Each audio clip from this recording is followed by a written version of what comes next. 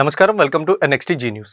ఈనాటి వార్తలు. ఆపరేషన్ సింధూర్ తర్వాత వణికిపోతున్న పాకిస్తాన్ మరోసారి నియంత్రణ రేఖ వెంబడి పలు చోట్ల దుశ్చర్యకు పాల్పడింది. కొన్ని రోజులుగా కాల్పుల విరమణ ఒప్పందాన్ని ఉల్లంఘిస్తున్న పాక్ నిన్న రాత్రి LOC అంతర్జాతీయ సరిహద్దు వెంబట 50కి పైగా స్మార్ట్ డ్రోన్లతో భారత్ పై దాడికి యత్నించగా సైన్యానికి చెందిన ఎయిర్ డిఫెన్స్ విభాగం సమర్థవంతంగా కూల్చివేసింది. ఉదాంపూర్, సాంబా, జమ్మూన్, అక్నూర్, నగ్రోటా, పఠాన్ కోట్ ప్రాంతాల్లో డ్రోన్లకు కూల్చివేసినట్లు తెలుస్తుంది. L-70 గన్స్, ZU-23mm అధునాతన ఆయుధాలతో డ్రోన్లు సైన్యం కూల్చివేసినట్లు సంబంధిత వర్గాలు వెల్లడించాయి. మరోవైపు రాజస్థాన్లోని రామ్గర్, జైసల్మీర్లో BSF క్యాంపులపై దాడికి పాక్ యత్నించగా భారత్ వాయుసేన కూల్చివేసింది. అటు జమ్మూ కాశ్మీర్లోని సాంబా జిల్లాలో భారీ చొరబాట్లకు BSF దళాలు అడ్డుకున్నాయి.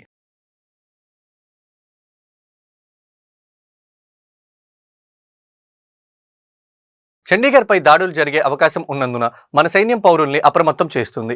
చండీగఢ్లో వైమానిక దళం సైరన్ మోగించి హెచ్చరికలు జారీ చేసింది. ప్రజలు అప్రమత్తంగా ఉండాలని హెచ్చరించింది. బాల్కనీలకు దూరంగా ఉండాలని సూచించింది. ఇళ్లలోనే ఉండాలని, దాడుల నుంచి రక్షించుకునేలా తగిన జాగ్రత్తలు తీసుకోవాలని హెచ్చరించింది. భారత్ పాకిస్తాన్ దాడుల ప్రతిదాడుల మధ్య ధర్మశాల స్టేడియంలో జరుగుతున్న Punjab Kings Delhi Capitals IPL match అర్ధాంతరంగా రద్దయింది. జమ్మూ లక్ష్యంగా పాక్ దాడులకు తెగబడుతున్న వేళ భద్రతా పరంగా సమస్యలు తలెత్తకూడదని మ్యాచ్ రద్దు చేసినట్లు BCCI ప్రకటించింది. స్టేడియంలో ప్రేక్షకులు పూర్తిగా బయటికి వెళ్లే వరకు ఒక స్టాండ్ వైపు మాత్రమే లైట్లు ఆన్ చేసి ఉంచారు. తొక్కిసలాట జరగకుండా స్థానిక పోలీసులు, సైనిక దళాలు జాగ్రత్త వహించారు. ప్రస్తుతం పరిస్థితిని నిలకడగా లేదని, భారత్ పాక్ మధ్య ఉద్రిక్తత నెలకొని మ్యాచ్ రద్దు చేసినట్లు BCCI తెలిపింది. ఆటగాళ్లు, సపోర్టింగ్ స్టాఫ్, ప్రేక్షకులు భద్రతే తమ మొదటి ప్రాధాన్యత అని వివరించింది. ఆటగాళ్లు, సహాయక సిబ్బందిని ధర్మశాల నుంచి ఢిల్లీకి తరలించేందుకు BCCI ప్రత్యేక రైలును ఏర్పాటు చేసింది. ఆట రద్దయ్యే సమయానికి 10.1 ఓవర్లు పంజాబ్ కింగ్స్ ఒక వికెట్ నష్టానికి 122 పరుగులు చేసింది. స్టేడియం నుంచి పెద్ద ఎత్తున రోడ్లపైకి వచ్చి ప్రేక్షకులు పాకిస్తాన్ ముర్దాబాద్, హిందుస్థాన్ జిందాబాద్ అంటూ నినాదాలు చేశారు. ఇండియన్ ఆర్మీ జై, భారత్ మాతాకి జై అంటూ నినాదించారు.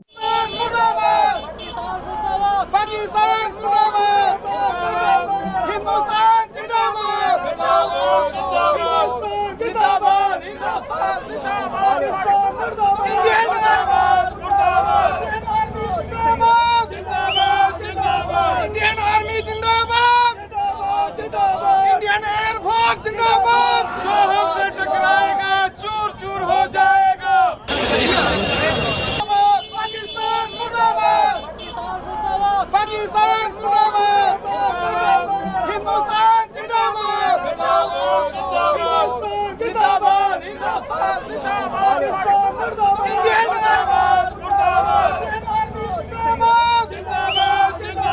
इंडियन इंडियन आर्मी जिंदाबाद, इंडियन एयरफोर्स जिंदाबाद। जो हमसे टकराएगा चूर चूर हो जाएगा।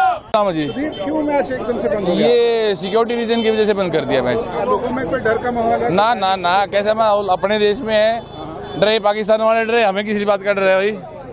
बात की तो जहाँ पे मैसेज आ चुका है, इसलिए इन्होंने, क्योंकि उनका हो सकता टारगेट स्टेडियम पे हो, क्योंकि आज पाकिस्तान के जो रावलपिंडी का स्टेडियम हमारे हिंदुस्तान के जो आर्मी वालों ने गिराया है, हो सकता है उनका स्टेडियम आज जहाँ पे पठानकोट पे, जहाँ पे जो आज का मैच है, जहाँ पे उनका टारगेट हो, तो इसलिए इन्होंने समय रहते ही स्टेडियम को खाली करवा दिया कि सभी लोग। आपको लोगों में क्या डर का माहौल है यहाँ पर? हमारे यहाँ तो अभी सर इतना पैनिक नहीं है यहाँ पर, बट हमारे पठानकोट में ना बहुत ज़्यादा पैनिक हो गया।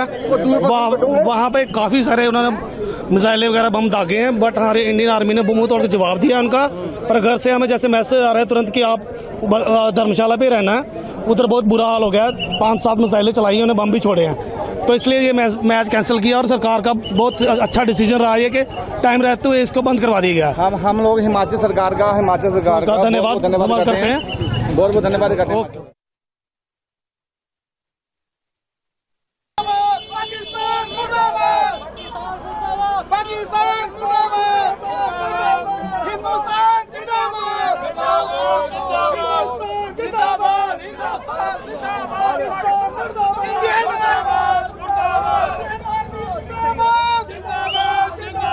इंडियन आर्मी जिंदाबाद, इंडियन एयरफोर्स जिंदाबाद। जो हमसे टकराएगा चूर चूर हो जाएगा। భారత్ పాకిస్తాన్ ఉద్రిక్తలపై అమెరికా ఉపాధ్యక్షుడు జేడీ వాన్స్ కీలక వ్యాఖ్యలు చేశారు. భారత్ పాక్ దేశాల మధ్య ఉద్రిక్తతలు నియంత్రించలేమన్న అమెరికా ఉపాధ్యక్షుడు స్పష్టం చేశారు. ఇరు దేశాల మధ్య ఉద్రిక్తతలు కొంతమేరకు తగ్గే దిశగా చర్యలుంటాయని ఆశాభావం వ్యక్తం చేశారు.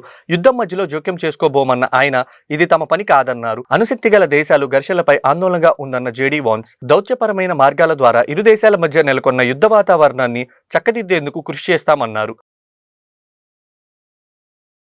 వైసీపీ హయాం నాటి మద్యం కుంభకోణాన్ని పక్కదారి పట్టించడానికి కేశినేని నాని అసత్య ఆరోపణలు చేస్తున్నారని విజయవాడ ఎంపీ కేశినేని చిన్ని మండిపడ్డారు. కేశినేని నాని ఆరోపణలపై విచారణ జరపాలని సిబిఐకి చిన్న లేఖ రాశారు. మద్యం కుంభకోణంలో 3,000 కోట్లు కొట్టేసిన జగన్ కూడా సిబిఐ విచారణకు సిద్ధమా అని నిలదీశారు. జగన్ దగ్గర పాలేరులాగా చేరాడు. 10 రోజుల క్రితం హైదరాబాదులో కృష్ణమోహన్ రెడ్డి, ధనుంజయ రెడ్డి, గోవిందప్ప ప్లస్ విజయవాడ పాలేరు ఈ ప్రాంతానికే చెందిన మరొక వ్యక్తి ఈ 5గురు కూర్చుని లిక్కర్ స్కామ్ మన వైపు వస్తుంది డైవర్ట్ చేద్దాం అని చెప్పి Kesineni international limited America, Kesineni global enterprises Dubai అని ఒక 2 కంపెనీలు చెప్పాం. రండి ఈ 2 కంపెనీలు ఎక్కడున్నాయో తేల్చండి. సిబిఐ ఎంక్వైరీ కోరుతున్నా. 24 గంటల సమయం. ఎమ్మెల్యే జగన్ రెడ్డి నీకు దమ్ము ధైర్యం ఉంటే నా లెటర్ అన్నా యాక్సెప్ట్ చేయించు, నువ్వన్నా లెటర్ ఇవ్వు, లేకపోతే నీ పాలేరు నువ్వు కలిసి లెటర్ ఇవ్వండి. మీరు రాలేరు కూడా నాకు తెలుసు, ఎందుకంటే 3,600 కోట్లు. టీడీపీ ఎంపీ ఎమ్మెల్యేల వర్గపోరుతో నందికొట్టూరు మున్సిపల్ చైర్ పీఠం చేజిక్కించుకోవడంలో జాప్యం జరుగుతుంది. ప్రస్తుత మున్సిపల్ చైర్మన్ పై ప్రవేశపెట్టిన అవిశ్వాస తీర్మానం కోరం లేక వాయిదా పడింది. నందికొట్టూరు మున్సిపాలిటీలో 29 వార్డులుంటే 28 మంది వైసీపీ కార్పొరేటర్లు ఉండగా ఒక్కరు మాత్రమే టీడీపీ నుంచి గెలుపొందారు. కూటమి ప్రభుత్వం అధికారంలోకి వచ్చాక 28 మంది వైసీపీ కార్పొరేటర్లు పసుపు కండువాలు కప్పుకున్నారు. వీరిలో ఎమ్మెల్యేలు జయసూర్య వర్గంలో 16 మంది, నంద్యాల ఎంపీ బైరెడ్డి శబరి వర్గంలో 13 మంది ఉన్నారు. ఇవాల్టి అవిశ్వాస తీర్మానం సమావేశానికి ఎంపీ వర్గీయులు 12 మంది డుమ్మా కొట్టారు. ఎమ్మెల్యేలతో సహా 17 మంది కౌన్సిలర్లు మాత్రమే హాజరయ్యారు. కనీసం 20 మంది కోరం లేకపోవడంతో అవిశ్వాసం వాయిదా పడింది. 3 కోరం కావాల్సి ఉంది. 20 మంది సభ్యులు అయినచో సమావేశం మేము జరపవలసి ఉన్నది. అయితే 18 మంది హాజరై ఉన్నారు. కాబట్టి ఈ సమావేశాన్ని మేము ఒక అరగంట సమయం తర్వాత కూడా నోటీస్ ఇచ్చి ఇంకొక అవకాశాన్ని కల్పించాము. అప్పటికి 18 మంది హాజరై ఉన్నారు. కాబట్టి మేము ఈరోజు ఈ సమావేశాన్ని ముగించాము. ఈ సమావేశం ప్రస్తుతం ఇంకా మినిట్స్ రాసి మేము కలెక్టర్ గారికి పంపిస్తున్నాం. జాయింట్ కలెక్టర్ గారి ఆదేశాల ప్రకారం మేము తదుపరి ముందుకు వెళ్తాం. 17 మంది మేము హాజరు కావడం జరిగింది. హాజరైనటువంటి వాళ్ళలో మొత్తం అంతా కూడా తెలుగుదేశానికి సంబంధించినటువంటి వాళ్ళు హాజరయ్యారు. మళ్ళీ ఏ విధంగా ముందరికి పోవాలనే దాంట్లో ఒక సందిగ్ధతలో ఆర్డీఓ గారు కానివ్వండి, జేసీ గారు కానివ్వండి, కలెక్టర్ గారు కానివ్వండి ఫర్దర్ ఆర్డర్స్ కొరకు వాళ్ళు వెయిట్ చేస్తున్నారు. ఎందుకంటే మున్సిపల్ యాక్టివ్లో డిఫరెంట్ ఉన్నాయి. తునిలో దాదాపు 2-3 టైమ్స్ చేశారు.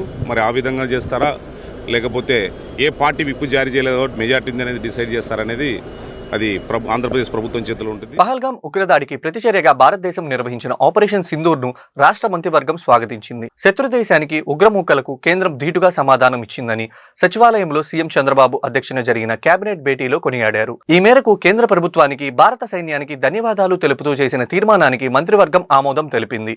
ఏపీకి ఏకైక రాజధాని అమరావతేనంటూ విభజన చట్టాన్ని సవరించాలనే ప్రతిపాదనతో మంత్రివర్గం కేంద్రానికి మరో తీర్మానం చేసింది. మంగళగిరి నియోజకవర్గంలో నిర్వహించిన మన ఇల్లు మన లోకేష్ కార్యక్రమంపై కేబినెట్ లో అమాత్యులు చర్చించారు. పేదలకు శాశ్వత ఇంటి హక్కు కల్పించేలా రాష్ట్ర వ్యాప్తంగా అమలు చేయాలని సీఎం సూచించారు. ముఖ్యమైన కార్యక్రమాల్లో తలెత్తుతున్న ప్రోటోకాల్ ఇబ్బందులపైన చర్చించారు. పోలవరం బనకచెర్ల అనుసంధానంపై మంత్రివర్గం సుదీర్ఘ చర్చ జరిగింది. జలహారతి కార్పొరేషన్ కింద ప్రాజెక్టును ప్రాధాన్యాంశంగా తీసుకుని త్వరితగతిన పూర్తి చేయమని సీఎం మంత్రులకు స్పష్టం చేశారు. 5 సంవత్సరాల్లో ఆంధ్రప్రదేశ్ ప్రజలందరూ కూడా మీ రాష్ట్ర రాజధాని ఏది అని ఇతర రాష్ట్రాలు గాని ఇతర దేశస్తులు గాని అడిగితే చెప్పుకోలేని దౌర్భాగ్య పరిస్థితి మనందరం కూడా చూశాం. భవిష్యత్తులో ఎప్పుడు కూడా ఇటువంటి పరిస్థితి తలెత్తకూడదనే ఉద్దేశంతో రాష్ట్ర విభజన చట్టం కొత్త రాజధానిని విభజిత ఆంధ్రప్రదేశ్ ఏర్పాటు చేసుకుంటుంది, డిసైడ్ చేస్తుందని ఏదైతే ఉందో అక్కడ కొత్త రాజధాని కాకుండా Amaravati will be the capital of Andhra Pradesh అనేది ఇన్సర్ట్ చేయాలని చెప్పేసి రికమెండ్ చేయడం జరుగుతుంది. చట్టాన్ని ఆమోదించాలని చెప్పేసి అది ఒక ముఖ్యమైన నిర్ణయం. అదేవిధంగా మనందరికీ తెలిసిందే, గత ప్రభుత్వంలో కేంద్ర ప్రభుత్వం నుంచి అనేక ప్రాజెక్ట్స్ వచ్చినా కూడా అమృత్ కానివ్వండి, జల్ జీవన్ మిషన్ కానివ్వండి, దానిని సద్వినియోగం చేసి ఈ రాష్ట్ర ప్రజలకి మేలు చేయటంలో పూర్తిగా వైఫల్యం చెందిన పరిస్థితులు మనందరికీ తెలిసిందే. గత ప్రభుత్వాలను చూసి ఈరోజు కేంద్ర ప్రభుత్వం ఏం చేసిందంటే, ముందు మీ రాష్ట్ర షేర్ని పెట్టండి, తర్వాత మేము మా వాటా ఇస్తాము అనే కొన్ని నిబంధనలు పెడతాం మూలంగా ఈరోజు ఒక వినూత్నమైన ఆలోచన చేసి గౌరవ ముఖ్యమంత్రి చంద్రబాబు నాయుడు గారి నాయకత్వంలో మున్సిపల్ అడ్మినిస్ట్రేషన్ మంత్రి శ్రీ నారాయణ గారు వివిధ స్టేక్ హోల్డర్స్తో డిస్కస్ చేసి మీటింగ్లు ఏర్పాటు చేసి కాంట్రాక్టర్స్ కానివ్వండి, బ్యాంకర్స్ కానివ్వండి, కేంద్ర ప్రభుత్వ అధికారులు, మన రాష్ట్ర ప్రభుత్వ అధికారులతో చేసి ఒక కొత్త విధానాన్ని తీసుకురావడం జరిగిందని చెప్పేసి మనం చేస్తాను. కన్సెషనర్ హైబ్రిడ్ యాన్యుటీ మోడల్, చామ్ మోడల్లో దీని ద్వారా దాదాపు 6,777 కోట్లు ఈ పద్ధతిలో టేకప్ చేయాలని, దాంట్లో గవర్నమెంట్ ఆఫ్ ఇండియా 2,947.67 కోట్లు, మిగతాది కన్సెషనర్ సపోర్ట్తో ఈ ప్రాజెక్టులు చేయాలని చెప్పేసి నిర్ణయం తీసుకోవడం జరిగిందని చెప్పేసి మనం చేస్తాను. నేను ఈ ఏదైతే కన్సెషనర్స్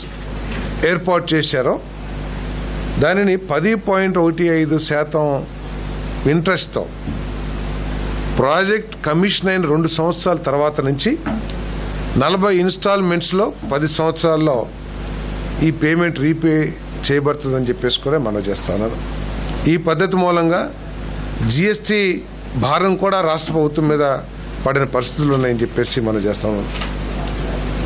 అంతేకాకుండా వడ్డీ రూపంలో కానీ వివిధ రూపాల్లో రాష్ట్ర ప్రభుత్వానికి దాదాపు 1,350 కోట్ల రూపాయల లబ్ధి కూడా చేకూరుతుందని చెప్పేసి కూడా ఈ సందర్భంగా నేను తెలియజేస్తా ఉన్నాను.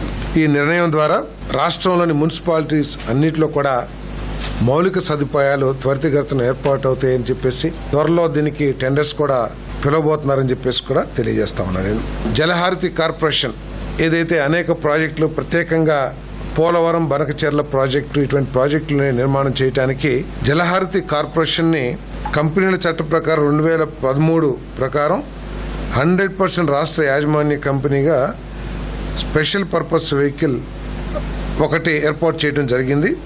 ఏదైతే గత జిఓఎంఎస్ నెంబర్ 16 ఏదైతే ఇచ్చామో దానికి అమెండ్మెంట్ చేసి దాని నిర్మాణం అంటే దాంట్లో సభ్యుల్ని ప్రభుత్వం నియమించే విధంగా ఉగ్రవాదాన్ని ప్రోత్సహిస్తూ భారత సార్వభౌమత్వం మీద దాడి చేయాలని చూసేవారిని ఈ భూమి మీద నూకలు చెల్లినట్లే అని సీఎం రేవంత్ రెడ్డి హెచ్చరించారు. పహల్గాం ఉగ్రదాడి నేపథ్యంలో భారత సైన్యానికి సంఘీభావంగా హైదరాబాద్ లో చేపట్టిన ర్యాలీలో ఆయన ప్రసంగించారు. ఈ సందర్భంగా ఉగ్రమూకలకు ఆయన తీవ్ర హెచ్చరికలు జారీ చేశారు. అంతర్జాతీయ ముఖ చిత్రంలో భారతీయుల మీద ఉగ్రదాడి చేయగలుగుతామని ఉగ్రవారుడు విర్రవీగుతున్న సందర్భంలో రాజకీయాలకు అతీతంగా, పార్టీలు, జెండాలు, ఎజెండాలకు అతీతంగా 140 కోట్ల భారతీయులు అందరము ఒక్కటే. ఈ భారత మాత రక్షణలో మనమందరం ఏకమై మన సార్వభౌమ అధికారం మీద ఎవరు దాడి చేసినా వాళ్లను వదలబోమనే సందేశాన్ని ఈ తెలంగాణ నడిగడ్డ మీద నుంచి భారత వీర జవాన్లకు మనము అండగా నిలబడి వాళ్లకు ఒక స్ఫూర్తిని ఇవ్వడానికి ఈరోజు వేలాదిగా ఇక్కడ మనం సమావేశమై, ఈ సమావేశంలో ఈ దేశ సరిహద్దుల్లో దేశ రక్షణలో పనిచేసిన మాజీ ఆర్మీ అధికారులు, ఈ రాష్ట్ర పోలీస్ వ్యవస్థలో శాంతి భద్రతలను కాపాడుతున్న పోలీసు అధికారులు, ఈ రాష్ట్రాన్ని నడిపిస్తున్న సచివాలయ ఉద్యోగులు, ఈ రాష్ట్ర ప్రజలందరూ ఈరోజు మన వీర జవాన్లకు అండగా నిలబడడానికి ఇక్కడికి విచ్చేసినందుకు మనస్ఫూర్తిగా మిమ్మల్ని అందరినీ అభినందిస్తున్నా. ఈ సందర్భంగా పాక్ ఉగ్రవాదులకు, పాకిస్తాన్ పాలకులకు అంతర్జాతీయ ముఖ చిత్రంలో ఉన్న ఏ దేశమైనా ఉగ్రవాదాన్ని ప్రోత్సహించి ఈ దేశ సార్వభౌమ అధికారం మీద దాడి చెయ్యాలనుకున్న వాళ్లకు ఈ వేదిక మీద నుంచి హెచ్చరిక జారీ చేయదలుచుకున్నా. మా దేశ సార్వభౌమ అధికారం వైపు కన్నెత్తి చూసినా ఈ భూమి మీద మీకు నూకలు చెల్లినట్టే, ఈ భూమి మీద మీరు నివసించడానికి మీరు అర్హత కోల్పోయినట్టే అని చెప్పి నేను ఈ వేదిక మీద నుంచి హెచ్చరిక జారీ చెయ్యదలుచుకున్నా. ఆనాడు బ్రిటిష్ వాళ్ళ నుంచి శాంతి ద్వారానే యుద్ధం గెలిచి ఈ దేశానికే కాదు పాకిస్తాన్కి కూడా ఈరోజు స్వతంత్రం వచ్చిందంటే స్వేచ్ఛ వాయువులు పీల్చుకుంటున్నారంటే అమరుడైన మహాత్మా గాంధీ శాంతియుత పోరాటం వల్లనే భారతదేశానికే కాదు ఈరోజు స్వేచ్ఛను అనుభవిస్తున్న పాకిస్తాన్ కూడా స్వతంత్రం ఇప్పించింది అమరుడైన మహాత్మా గాంధీ. ఆ మహాత్మా గాంధీ శాంతి సిద్ధాంతాన్ని పుణికిపుచ్చుకున్న భారతీయులు 140 కోట్ల మంది ప్రపంచంలో శాంతిని కోరుకుంటూ శాంతిని నెలకొల్పుతూ అభివృద్ధి పదం వైపు ఈ దేశాన్ని నడిపించి ప్రపంచ దేశాలలోనే ఒక గొప్ప దేశంగా ఒక గొప్ప స్ఫూర్తినిచ్చే దేశంగా నిలబెట్టాలని మేము అనుకుంటున్నాం. కానీ మా శాంతి స్వరూపాన్ని మా శాంతి యొక్క ఆకాంక్షను మా చేతగాని వార్తలు ఇంతటితో సమాప్తం. తిరిగి మరో బులెటిన్లో మళ్ళీ కలుద్దాం. నమస్కారం.